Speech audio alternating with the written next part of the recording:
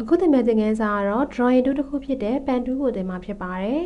ဒီ pen 2မှာဆိုလို့ရှိရင်သူကဒီမှာထပ်ပြီးတော့ရွေးချယ်လို့ရတဲ့3မျိုးကိုထပ်ပေးထားပါတယ်ဒီမှာအရင်ဦးဆုံး shape ကိုပြပါမယ်အခုဒီမှာ pen 2နဲ့ tree ကံပုံစံတစ်ခုကိုရေးဆွဲကြည့်လိုက်ပါမယ်ဒါဆိုလို့ရှိရင်မတို့ဒီမှာရွေးဆက်လိုက်တဲ့ tree ကံပုံလေးရဲ့အထဲထဲကအရောင်ကိုသူကအဝါရောင်ဖြည့်ပြီးသွားတယ်အပြင်က stroke ကိုလည်းဒီမှာလာပြီးတော့ဖြည့်ပြီးသွားပါတယ်တကယ်လို့မတို့ကအထဲထဲကအရောင်ကိုတခြား color တစ်ခုအပြန်ရောင်လေးထည့်ချင်တယ်ဆိုရင်ဒီမှာအပြန်ရောင်လေးကိုလာရွေးလိုက်ပါတကယ်လို့ stroke ကိုလည်းဒီမှာတခြားအစိမ်းရောင်လေးပတ်ချင်တယ်ဆိုရင်အစိမ်းရောင်လေးရွေးလိုက်ပါအခု stroke ကအရန်ကိုသေးတဲ့1 pixel ယူထားတဲ့ကြောင့်လို့မသိတာပါတကယ်လို့မတို့ဒီမှာ5 pixel လောက်ယူလိုက်မယ်ဆိုလို့ရှိရင်ဒီမှာ stroke line လေးက5 pixel လောက်ကြီးလာမှာဖြစ်ပါတယ်ဒီမှာလည်းတကယ်လို့ gradient လိုချင်တယ်ဆိုရင်ဒီမှာ gradient အရောင်လေးတွေကိုလာပြီးတော့ရွေးချယ်လို့ရပါတယ်ဒီမှာကတော့ pattern မှာမိမိစိတ်ဆက် pattern တွေကိုရွေးချယ်လို့ရပါတယ် stroke ဒါကတော့ထဲထဲကပါတဲ့ stroke လေးတွေကိုရွေးတာဖြစ်ပါတယ်ဘေးနားကအနားသက် stroke လေးတွေကိုပြင်တာပါ stroke မှာအခုမတို့ကအဆက်လေးရွေးထားလို့ပါဒီလိုမျိုးမြင်းဖြောင်းရေးမယ်ဆိုလို့ရှိရင်တော့ဒါမြင်းကိုဒီမှာအသေးကြီးယူလို့ရပါတယ်ဒါဆိုလို့ရှိရင်မတို့ကဒီမှာ Photoshop မှာမြင်းချောင်းလေးတွေဆွဲကျင်တယ်ဆိုလို့ရှိရင်လည်းအရင်ဦးဆုံး pen 2ကိုယူပါမယ်ပြီးတဲ့အခါမှာ shape ကိုရွေးပါကလစ်တစ်ချက်နှိပ်လိုက်ပါ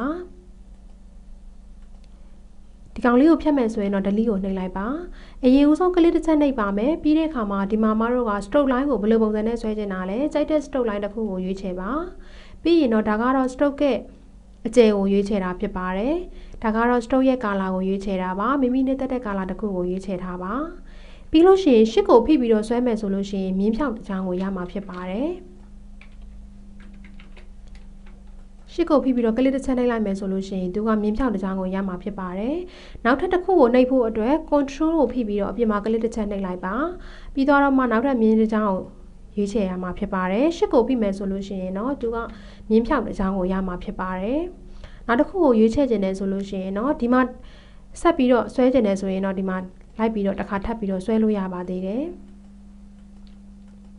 တကယ်လို့ဒီမြင်းချောင်းမှာမဆွဲတော့ဘဲနဲ့အသစ်တစ်ခုဖန်တီးခြင်းနဲ့ဆိုရင်တော့ control ကိုပြီးပြီးတော့ဒီစာရွက်ရဲ့အပြင်တနေရာလေးမှာကလစ်တစ်ချက်နှိပ်လိုက်ပါဒါဆိုလို့ရှိရင်တော့နောက်ထပ်မြင်းချောင်းအသစ်တစ်ခုကိုဖန်တီးလို့ရမှာဖြစ်ပါတယ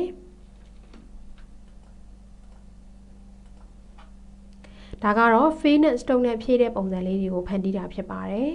တကယ်လို့မတို့ဒီမှာ pub ကိုရွေးချယ်မယ်ဆိုလို့ရှိရင်တော့သူကအလွတ်ဗလာမပါတဲ့ pub တွေကိုဖန်တီးတာဖြစ်ပါတယ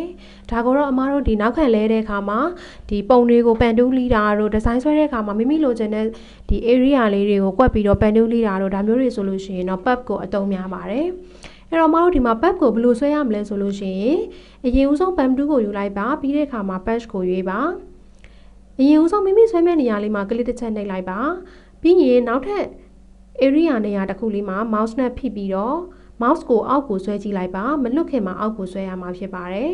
mouse က direction ကအောက်ဘက်ကိုဆွဲလိုက်မယ်ဆိုလို့ရှိရင် pub ကအပေါ်ကိုခုံသွားမှာဖြစ်ပြီးတော့ mouse က direction ကိုအပေါ်ကိုဖိပြီးတော့ရွှေ့လိုက်မယ်ဆိုရင်တော့ pub ကအောက်ကိုခုံသွားမှာဖြစ်ပါတယ်ဒါကကလစ်မနှိပ်ခင်အပေါ်တွေကိုခုံအောက်တွေကိုခွက်လောက်ရမှာဖြစ်ပါတယ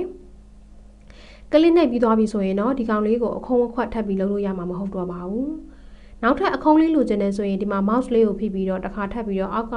mouse က direction ကိုအောက်ကိုရွှေ့လိုက်မယ်ဆိုရင်ဒါခုံးသွားမှာဖြစ်ပါတယ်အပေါ်ကိုရွှေ့လိုက်မယ်ဆိုလို့ရှိရင်တော့ခွက်သွားမှာဖြစ်ပါတယ်ဒါပေမဲ့သူကဒီမှာအပေါ်ကိုခုံးတဲ့အခါမှာကျတော့အလုံးစုံခုံးလို့ရပြီးတော့အောက်ကိုခွက်တဲ့အခါမှာကျတော့ဒီပေါ်မှာအခုံးလေးပါနေပါတယ်ဒါဘာကြောင့်လဲဆိုလို့ရှိရင် direction ကအပေါ်လေးကိုဒီမှာပြထားလို့ပါဒီ direction ကိုပြင်နေဆိုရင်မတို့ order နဲ့ဖိပြီးတော့ပြင်လို့ရပါတယ်ဟောဒါဆိုလို့ရှိရင်တော့သူကအောက်ကိုခေါ်သွားပါပြီထပ်ပြီးတော့ဒီဘက်က direction ကိုပြင်နေတယ်ဆိုရင် keyboard မှာရှိနေတဲ့ order လေးကိုဖိပြီးတော့ဒီ direction လေးကိုလာပြင်လို့ရပါတယ်ဒီမှာရှိနေတဲ့ line direction တွေကိုမတို့ကဒီဘက်ကိုရွှေ့ထားလိုက်မယ်ဆိုလို့ရှိရင်နောက်ထပ်ဆွဲလိုက်တဲ့ direction တွေအကုန်လုံးကပထမဦးဆုံးဒီဘက်ကကတ်နေတဲ့ direction ကအခုဒီဘက်ကိုစောင်းထားတဲ့ direction အတိုင်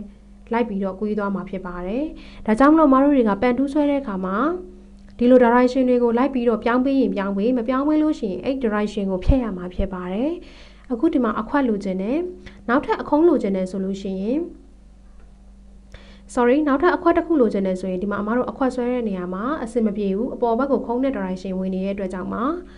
ဒါကြောင့်မလို့ဒီ direction ကိုဖြတ်ပါမယ် order ကိုဖိပြီးတော့ဒီအလဲဇက်လေးကိုနှိပ်လိုက်မယ်ဆိုရင်အပေါ်မှာရှိနေတဲ့ direction ကပြတ်သွားမှာဖြစ်ပါတယ်ဒါဆိုလို့ရှိရင်တော့နောက်ထပ်မတို့စိတ်ကြိုက်လိုချင်တဲ့ direction တစ်ခုကိုဖန်တီးလို့ရပါပြီဒါကြောင့်မလို့ဒီ direction ကိုဖြတ်ပါမယ် order နဲ့ click နှိပ်ပြီးတော့ဖြတ်မယ်ဆိုရင်တော့နောက်ထပ်မိမိကအခုံးပဲလိုချင်ခြင်းခွက်ပဲလိုချင်ခြင်းမိမိလိုချင်တဲ့ direction ကိုလွတ်လပ်စွာရွေးချယ်လို့ရပါတယ်ဒီဘောက direction နဲ့လိုက်ပြီးတော့အကျိုးသက်ရောက်မှုမရှိတော့ပါဘူးတကယ်လို့ဒီမှာဆွဲပြီးသား direction ကိုပြင်နေတယ်ဆိုလို့ရှိရင်တော့ဒီ control နဲ့အလဲဇက်လေးကိုဖိလိုက်ပါဒီလို direction ပေါ်လာပြီဆိုလို့ရှိရင်တော့ order နဲ့ဖိပြီးတော့လိုက်ပြီးတော့ပြင်ရမှာဖြစ်ပါတယ်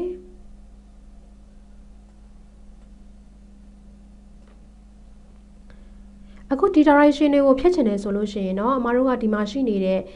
delete enter point ဆိုတာလေးကိုတစ်ချက်နှိပ်လိုက်ပါဒါဆိုလို့ရှိရင်ဒီမှာဆွဲပြီးသား direction တွေကိုလိုက်ပြီးတော့ဖြတ်တာဖြစ်ပါတယ်အခုဒီမှာလမ်းကြောင်းတစ်ခုဆွဲထားမယ်ပန်တူးနဲ့ဒီမှာရှိနေတဲ့ပန်တူးရဲ့အမှတ်တွေကိုထပ်ပြီးတော့ပေါင်းထည့်ခြင်းနဲ့ဆိုရင်တော့ add enter point 2လေးနဲ့ထပ်ပြီးတော့ပေါင်းထည့်လို့ရပါတယ် enter တွေကိုထပ်ပြီးတော့ပေါင်းထည့်မှသာ direction တွေကိုထပ်ပြီးတော့အခုံးတွေခွက်တွေကိုမိမိလိုသလိုပြင်လို့ရမှာဖြစ်ပါတယ်အခုဒီမှာထပ်ထည့်ထားတဲ့ app တွေကိုမတို့ကနှုတ်ချင်တယ်ဆိုလို့ရှိရင်တော့ delete enter point လေးနဲ့လိုက်ပြီးတော့နှုတ်လို့ရပါတယ်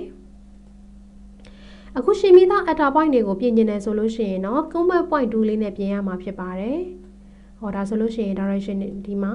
မိမိတိုက်နေတဲ့ပုံစံအတိုင်းလိုက်ပြီးတော့ပြင်လို့ရပါတယ်မတို့ကတော့ဒီဟာလေးကိုလာပြီးတော့မသုံးတော့ဘဲနဲ့ order သို့မဟုတ် control လေးနဲ့ပဲလိုက်ပြီးတော့ဖိပြီးတော့ပြင်တာများပါတယ်ဒါကတော့သိအောင်ပြောပြထားတာပါ add ဆိုလို့ရှိရင်ဒီ pen 2ရဲ့ pep လမ်းကြောင်းတွေကိုထပ်ပြီးတော့ပေါင်းထည့်တာဖြစ်ပြီးတော့ delete ဆိုလို့ရှိရင်တော့ဒီကောင်လေးတွေကိုပြန်နှုတ်တာဖြစ်ပါတယ် combat point 2ဆိုလို့ရှိရင်တော့သူတို့ကိုလိုက်ပြီးတော့ဒီမှာထပ်ပြီးတော့ဒီ point ရဲ့ direction တွေကိုလိုက်ပြီးတော့ပြင်တာဖြစ်ပါတယ်နောက်တစ်ခုပြောချင်တာလေးကတော့ free from pen 2ပါသူကကျတော့မိမိဆွဲလို့တဲ့ pep လမ်းကြောင်းကို mouse နဲ့အလွတ်ဆွဲရမှာဖြစ်ပါတယ်မိမိလိုချင်တဲ့ပုံစံလေးကို mouse နဲ့လိုက်ပြီးတော့အလွတ်ဆွဲတာဖြစ်ပါတယ်မိမိနှင်းသက်တယ်လို့လိုက်ပြီးတော့ဆွဲလို့ရပါတယ်ဒါကတော့ free from pen 2ပါဒါဆိုလို့ရှိရင် pen 2က pen 2မှာ2မျိုးရှိတယ် shape နဲ့ဆွဲမဲ့ဆိုလို့ရှိရင် color တွေဖြည့်သွားမယ် stroke တွေပတ်သွားမယ် pep ကတော့အလွတ်ဘာမှမပါတဲ့လမ်းကြောင်းတစ်ခုကိုဆွဲတာဖြစ်ပါတယ်ဒါဆိုလို့ရှိရင်ဒီမှာ pen 2ရဲ့သဘောတရားကိုနားလည်ပြီဆိုလို့ရှိရင်တော့အမလေးချင်ငယ်တစ်ခုနဲ့ pen 2ကိုအသုံးပြုပြပါမယ်